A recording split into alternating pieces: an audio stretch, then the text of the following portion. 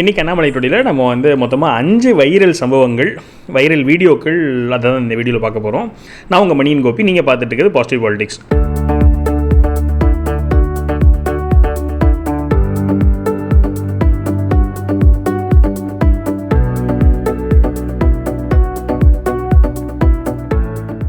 முதல்ல வந்து அண்ணாமலை அவர்கள் ஒரு பிரச்சனை போயிட்டுருக்காங்க, ரோட் ஷோ மாதிரி போயிட்டுருக்காங்க, வேனில் போயிட்டுருக்காங்க. அப்போது மக்கள்லேருந்து ஒரு கிஃப்ட் ஒன்று கொடுக்குறாங்க. என்ன கிஃப்ட்டுன்னு பார்த்தா அண்ணாமலை அவர்களும் அஜித்தும் 2 பேரும் சேர்ந்து இருக்கிற மாதிரி ஒரு ஃபோட்டோ, ஏஐயில் பண்ண ஒரு ஃபோட்டோ. அதை அவர் வாங்குறாரு, வாங்கி பார்க்குறாரு. வாங்கி பார்த்துட்டு டக்குன்னு சொல்கிறாரு, அவரும் ஏகே தான், நானும் ஏகே தான். என்ன அவர் பெரிய தலை, நான் வந்து ஒரு சின்னது அப்படின்னு சொல்கிறாரு.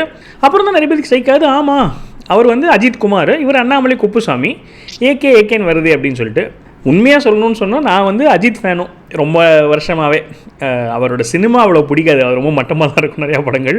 ஆனால் ஆஸ் அ பர்சன் வந்து எனக்கு அஜித் ரொம்ப பிடிக்கும். ஃபேன் கிளப்லாம் கலைச்சதாக இருக்கட்டும், இல்லாட்டி ஃபேமிலியை பாருங்கன்னு சொன்னதாக இருக்கட்டும், இல்லை அவர் இவ்வளோ பெருசாக சாதிச்சதுக்கப்புறமா பேஷனை நோக்கி போகிறார்ல, அது வந்து என்ன தான் நம்ம வந்து உள்ளே மாட்டிக்கிட்டோம், அதனால் இங்கே இருக்கணும்னு அவசியம் கிடையாது, நம்ம பேஷன் நோக்கி போகலான்னு சொல்லி. இப்போ அண்ணாமலை பாருங்களேன், அவர் பேஷனை தேடிட்டே இருக்க மாதிரி தெரியுது. இன்ஜினியரிங் முடிச்சுட்டு அப்புறமா MBA, அப்புறமா IPS, இப்போ அரசியல். ஸோ அப்படி அவரும் மாறுறாரு. ஸோ 2 பேருக்கு அந்த ஒற்றுமை இருக்குது. எனக்கும் 2 பேர்த்தையும் பிடிக்கும். ஸோ அந்த வீடியோ நீங்கள் என்ஜாய் பண்ணி நினச்சேன். ஸோ அதை பார்த்துருங்க.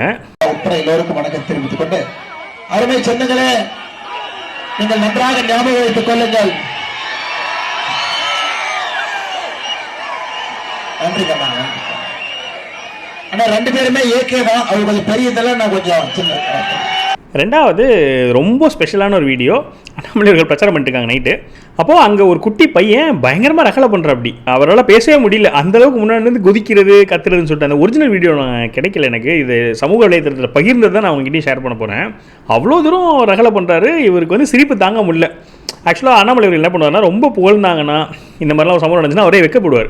ஸோ அந்த மாதிரி மேலே வெக்கப்பட்டு கொஞ்ச நேரம் ஸ்டாப் பண்ணிட்டு, ஸோ தங்கம் நீங்கள் வந்து அமைதியாக இருங்க, நீங்கள் அமைதியாக எல்லோரும் பேசுகிறது கேட்கும், நான் என்ன பண்ணுறேன்னா இங்கே இருக்கிற ஆப்பிள் மாலையை உங்களுக்கு போடுறேன், நீங்கள் வெயிட் பண்ணுங்கன்னு சொல்கிறாரு. அப்புறமா இல்லை சரி வராதுன்னு சொல்லிட்டு அவர் கூப்பிட்டு அவர் கூடயே உட்கார வச்சுக்கிட்டு பிரச்சாரம் பண்ணுறாரு. பயங்கர ஒரு சந்தோஷமான ஒரு தருணம்னு வச்சுக்கோங்களேன் பார்க்குறதுக்கு. அந்த இன்சிடென்ட் நீங்கள் எல்லாம் பார்த்துருப்பீங்கன்னு நினைக்கிறேன். பார்க்காதவங்களுக்காக நான் அந்த வீடியோ ப்ளே பண்ணுறேன்.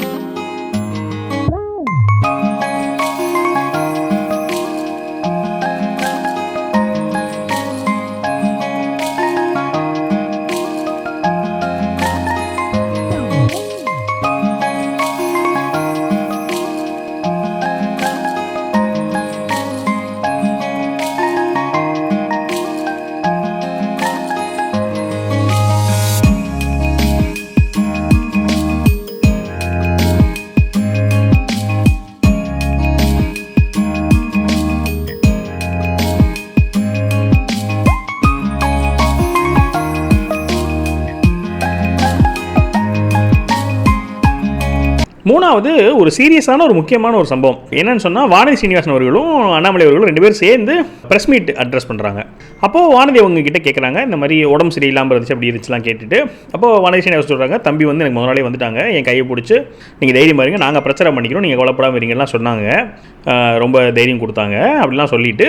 அப்போ கேட்குறாங்க, இந்த மாதிரி பெண்களுக்கு இடஒதுக்கீடான மசோதா வந்து இப்போ ஃபெயில் ஆகிடுச்சேன்னு சொல்லி கேட்குறாங்க. அப்போ வானதி ரொம்ப வருத்தப்பட்டு பேசுகிறாங்க. எனக்கு அந்த ஸ்பீச் ரொம்ப பிடிச்சிருந்துச்சு, நான் அந்த ஃபுல் ஸ்பீச்சே ப்ளே பண்ணுறேன், ஒரு 2-3 நிமிஷம் தான் இருக்கும். அதில் அவங்க ரொம்ப சொல்லியிருப்பாங்க, நாங்கள் பெண்கள்லாம் அரசியல் வரது அவ்வளோ கஷ்டம், இத்தனை வருஷம் நாங்கள் 39 வருஷம் நான் கஷ்டப்பட்டு தான் இங்கே உட்காந்துருக்கேன் அப்படின்றாங்க. அது கேட்குறதுக்கே மலைப்பாக இருக்குது. அதுவும் பிஜேபி மாதிரி கட்சினால தான் இது பாசிபிள் அப்படிலாம் சொல்லிட்டு அவங்க சொல்கிறாங்க. அவங்களோட அரசியல் பயணத்தை ஃபுல்லாக சொல்லிட்டு இது ரொம்ப கஷ்டம், இதை போய் அவங்க தடுக்கிறாங்களே, அவங்களுக்கு வந்து அவங்க வீட்டு பெண்கள் வந்து வர்றதே பிடிக்காது, அப்படி மற்ற பெண்கள்லாம் வர்றது எப்படி உங்களுக்கு பிடிக்கும், அப்படியே வந்தால் கூட அரசியலில் அவங்க பொண்ணு அப்படி தான் வரணும்னு நினைக்கிறாங்க. பொதுமக்களில் இருக்கிற பெண்கள் வந்து எம்பவர் ஆகணும்னு அவங்க விரும்புறதில்லைன்னு ரொம்ப சூப்பரான ஒரு ஸ்பீச் அந்த ப்ரெஸ் மீட்டில். அது பேசி முடிச்சிட்டாங்க. அந்த ஸ்பீச்சில் வந்து அண்ணாமலை பக்கத்தில் வந்துருப்பார். அந்த ப்ரெஸ் மீட்டை பார்க்குறேன், நம்ம எப்படி அந்த ப்ரெஸ் மீட்டை கவனிக்கிறோமோ, அதாவது ஒரு ஆடியன்ஸ் எப்படி கவனிப்போமோ அதே மாதிரி தான் அவர் பக்கத்தில் உட்காந்துக்கிட்டு அவ்வளோ தூரம் கவனிக்கிறார் அந்த ஸ்பீச்சை. அந்த 2 நிமிஷம் அந்த வீடியோ ப்ளே பண்ணுறேன், நீங்கள் பாருங்கள். அண்ணாமலை அவர்கள் அவ்வளோ தூரம் சீரியஸான ஒரு லிசனராக இருந்தார்னு பார்த்தோம். பயங்கரமாக தலையாட்டி கேட்குறாரு. நடுவில் ஒரு ஆர்வத்தில் என்ன பண்ணிடுவாருன்னு சொன்னால், இவங்க 39 வருஷம் சொல்லும் போது நினைக்கிறேன், இல்லை ஏதோ ஒரு டயத்தில் இவர் வந்து குனிஞ்சு இப்படி மூஞ்சி தான் திரும்பி பார்ப்பார். அதாவது அந்த ப்ரெஸ் மீட் நடந்துகிட்ருக்கு, இவர் முன்னாடி வந்து வானதி சீனிவாசனோட முகத்தை பார்ப்பார். அப்போ அவ்வளோ தூரம் இன்வால்வ்டாக ஒரு நல்ல லிசனராக இருக்கிறார். மோடிஜி பற்றி சொல்லுவாங்க. இந்த மாதிரி மோடிஜி வந்து ஒரு மிகப்பெரிய லிசனர், பயங்கரமான லிசனர், அவரோட ஸ்கேரிங் குவாலிட்டின்னு சொல்கிறாங்க. ஒருத்தர் சொல்லியிருந்தாரு, மோடிஜியோட குவாலிட்டிலே எனக்கு ஸ்கேரிங் குவாலிட்டி, பயப்படுற அளவுக்கு அவர் வந்து லிசன் பண்ணக்கூடிய ஆள், எதை பற்றியுமே கவலைப்பட மாட்டார், ஃபுல்லாக வந்து அட்டென்ஷன் கொடுத்து கவனிப்பார். அது அவரோட அவ்வளோ பெரிய விஷயம்னு சொல்லுவாங்க.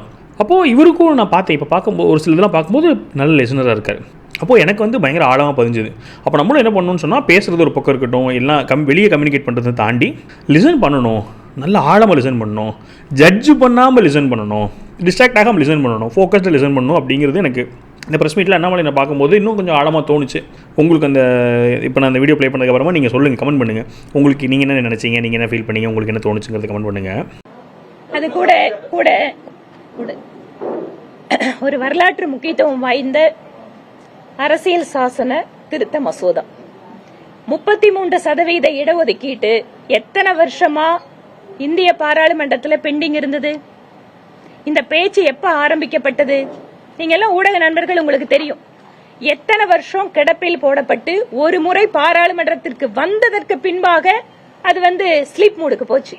ஆனால் இந்த நாட்டில் இருக்கக்கூடிய சகோதரிகள், இந்த நாட்டில் இருக்கக்கூடிய நமது மகள்கள் கௌரவத்தோடு கண்ணியத்தோடு அவர்களுக்கான உரிமையை பெற வேண்டும் என்பதற்காகவே பிரதமர் மோடி அவர்கள் 33% இடஒதுக்கீட்டை நம்ம புது பாராளுமன்றம் அமைந்தவுடன் முதல் மசோதாவா கொண்டு வந்து தாக்கல் பண்ணார்.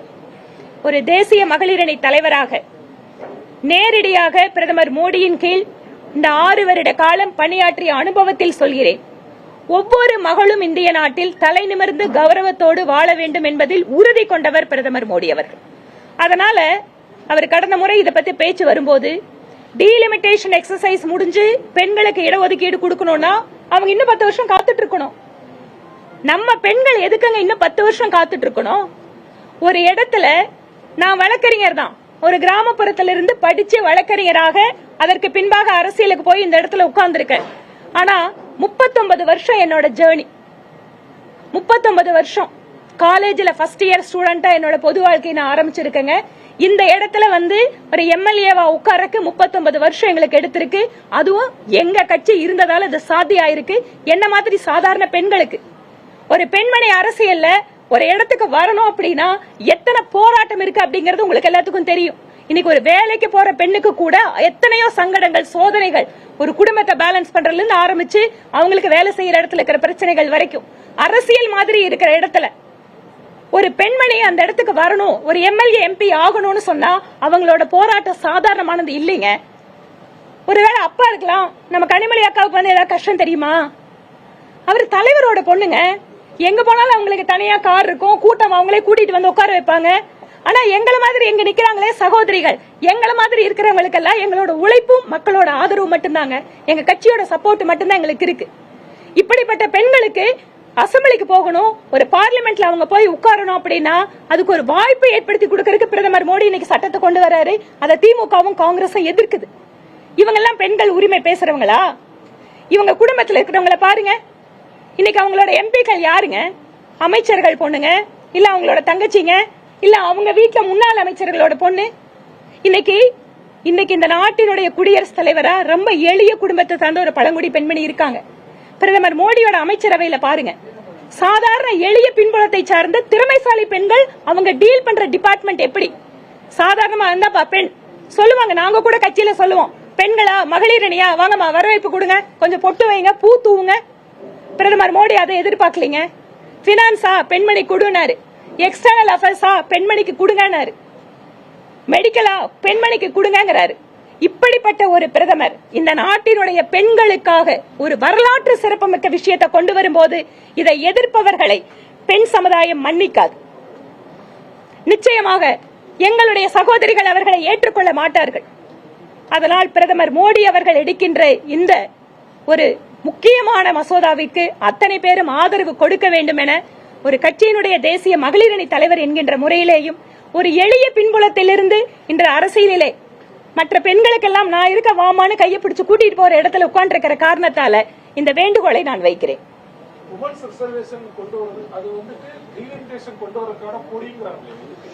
அதாவது மகளிருக்கு கொடுக்கறதுல யாருக்கும் விருப்பம் இல்லைங்க.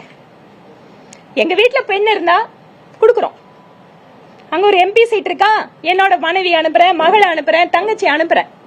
ஆனா இத்தனை பெண்கள் வரும்போது எதுக்குங்க கொடுக்கணும் அப்படிங்கிற மனநிலை தாங்க இதுக்கு காரணம். அதனால டீலிமிட்டேஷனுக்கும் இதுக்கும் சம்பந்தம் இல்ல.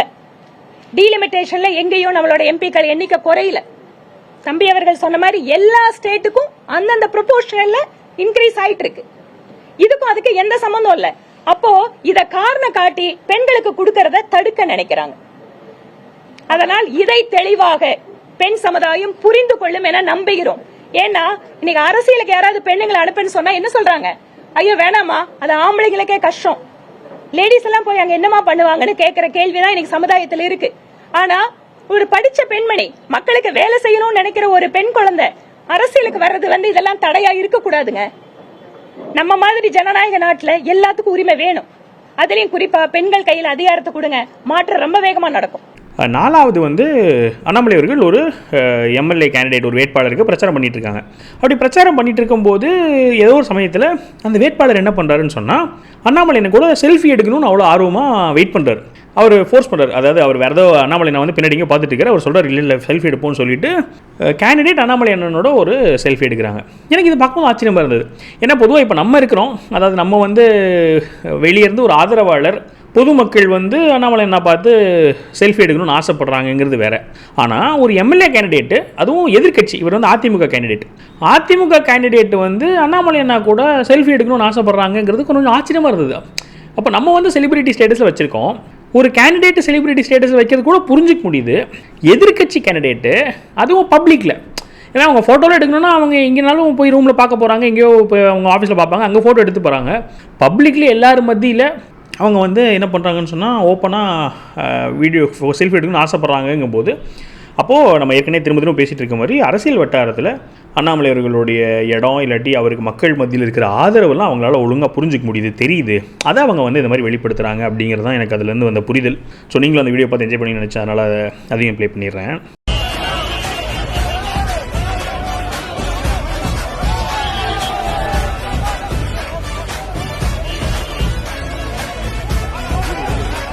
ஸோ 5வது இன்னைக்கு 21ஆம் தான் கடைசி நாள் பிரச்சாரம்.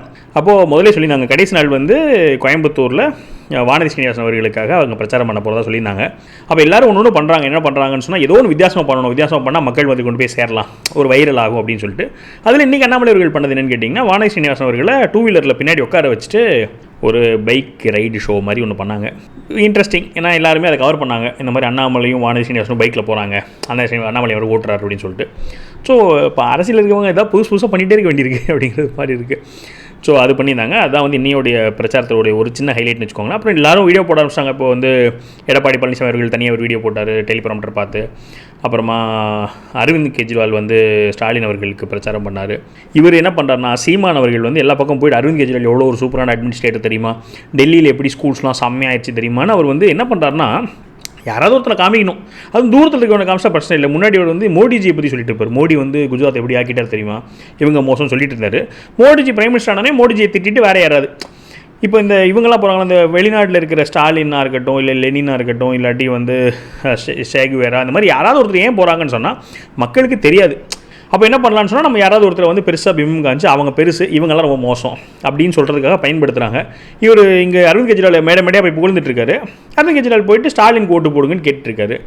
அப்போது என்ன மாதிரியான ஒரு அரசியல் புரிதல், மக்கள் என்ன மாதிரி முட்டாளாக நினச்சிட்டு இருக்காங்க, முட்டாள் நினைக்கிறாலும் அவங்களே அப்படி தான் இருக்காங்களான்றது தெரியல. ஸோ அது ஒரு பக்கம் நடந்துட்டு இதெல்லாம் மாதிரி நிறைய விஷயங்கள் இன்றைக்கி லாஸ்ட் டே பிரச்சாரத்தில் நடந்துட்டு இருந்துச்சு. எனக்கு இப்போ இந்த கேம்பெயின்லாம் பார்த்ததுக்கப்புறமா பிஜேபி ஏடிஎம்கே கூட கூட்டணி வச்சது கரெக்டு தான் அப்படிங்கிற மாதிரி எனக்கு ஒரு புரிதல் தோணுதல் இருக்குது. இன்னும் 2 நாள் 23rd முன்னாடி நான் அதை எக்ஸ்பிளைன் பண்ணி ஒரு வீடியோ ஒன்று போஸ்ட் பண்ணுறேன். இந்த 5 வீடியோ பற்றி உங்களுக்கு என்ன கருத்து, நீங்கள் என்ன நினச்சிங்க அப்படிங்கிறத கமெண்ட் பண்ணுங்கள். மேலும் ஒரு பாசிட்டிவ் பாலிசி வீடியோவில் சந்திக்கிறேன். வணக்கம்.